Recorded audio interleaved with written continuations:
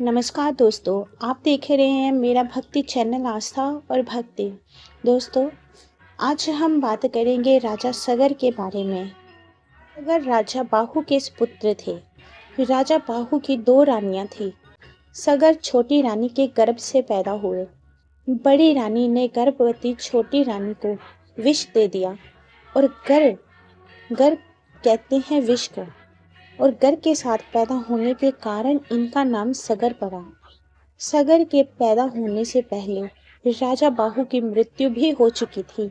ये अयोध्या के राजा थे। सगर का विवाह कश्यप पुत्री सुमति तथा दर्पराज की पुत्री केशनी से हुआ था। केशनी के गर्भ से उत्पन्न असमंजस नामक एक पुत्र तथा सुमति से 60,000 पुत्र उत्पन्न हुए।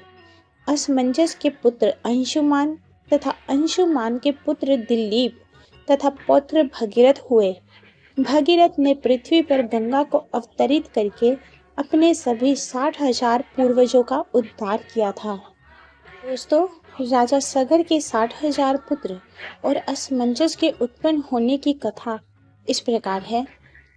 पूर्व काल में बाहु नामक एक महापराक्रमी राजा हुए। राजा बाहु की दो रानियां थीं।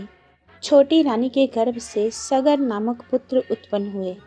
आगे चलकर सगर का विवाह कश्यप पुत्री सुमति तथा विदर्भराज की पुत्री केशनी से हुआ। राजा सगर ने और भगवान से शिक्षा दीक्षा ली, अतएव और ऋषि सगर के गुरु कहलाए।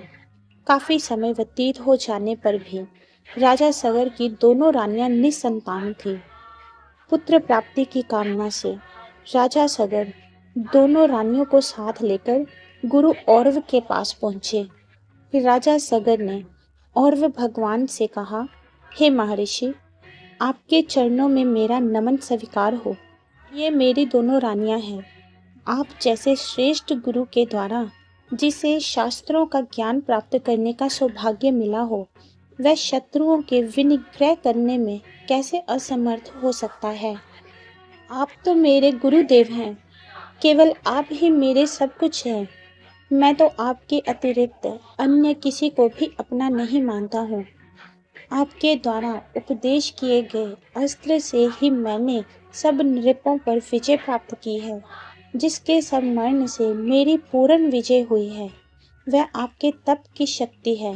हे गुरुदेव, हर एक प्राणी इस तपोवन में जहाँ आप तप कर रहे हैं, निर्भय होकर विचरण कर रहे हैं।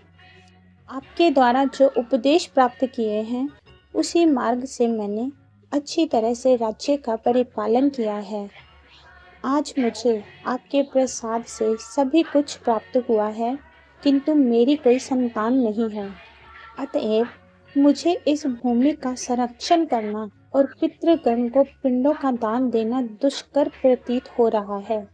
यही मुझे बड़ा भारी दुख है जो मेरे मन में बैठा हुआ है और निवारण के योग्य नहीं है। इस लोक में मेरे इस दुख का निवारण करने वाला आपको छोड़कर अन्य कोई भी नहीं है।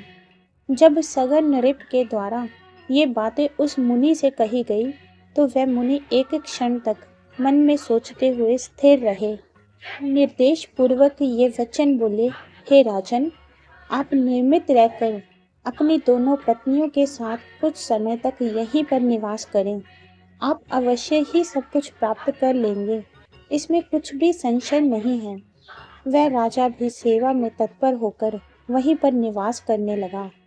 उसको परम प्रसन्नता हुई थी। उस समय राजा ने दोनों पत्नियों के साथ भक्ति भाव से वहां निवास किया था। उन दोनों रानियों ने बड़े ही भक्ति भाव से मुनिवर की सेवा की थी।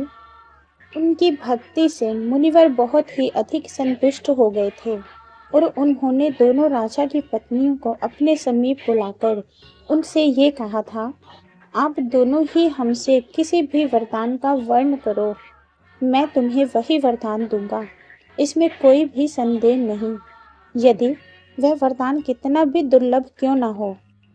दोनों रानियों ने मस्तक टेककर प्रणाम किया और उन महामुनि से कहा, हे भगवान, हम दोनों ही आदर के साथ पुत्रों की कामना करती हैं। इसके अंतर्गत और भगवान ने कहा, मैंने ये अभीष्ट वर तुम्हें दे दिया है। मेरे प्रसाद से तुम दोनों ही पुत्रों वाली होंगी। एक रानी के एक ही पुत्र जन्म ग्रहण करेगा, किंतु वह अति धार्मिक न होने पर भी कलह के अंत में उसकी संभूति होगी। दूसरी रानी के गर्भ से 60,000 पुत्र उत्पन्न होंगे और वे भी सब अकृतार्थ अर्थात असफल होकर थोड़े ही समय में विनष्ट हो जाएंगे। इन दोनों में आपको जो भी वर चाहिए उसको मुझे बतला दो।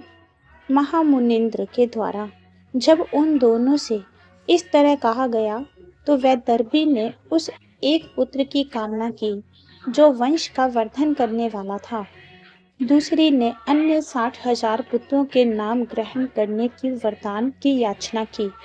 उस महामुनि ने इस प्रकार राजा सगर को वरदान देकर पत्नियों सहित अपनी नगरी की ओर विदा कर दिया। मुनि के द्वारा आज्ञा प्राप्त करके राजा कृतार्थ हो गए और रथ पर समारूढ़ होकर अपने रानियों के साथ बड़े वेग से अयोध्यापुरी की ओर चले गए। तो दोस्तों, आगे की कथा का शेष भाग आप मेरे अगली वीडियो में सुनेंगे। जय मां गंगे।